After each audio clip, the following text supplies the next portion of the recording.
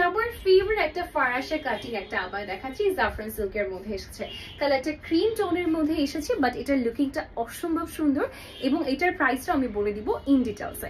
এটাতে খুব সুন্দর করে আমরা সার্ভাসকি স্টোনের ওয়ার্ক পেয়ে যাচ্ছি অল ওভার বডিতে, একদম নিচ পর্যন্ত খুবই চমৎকার ভাবে স্টোনের ওয়ার্ক করা আছে এবং ফন্টে কিন্তু বাটন দিয়ে দেওয়া হয়েছে, আপনি চাইলে খুলে ক্যারি করতে পারবেন। বাট ফারাশা স্টাইলিং আবায়াগুলো আপনাকে অবশ্যই ক্লোজ প্যাটার্নে ক্যারি করলে বেশি ভালো লাগবে।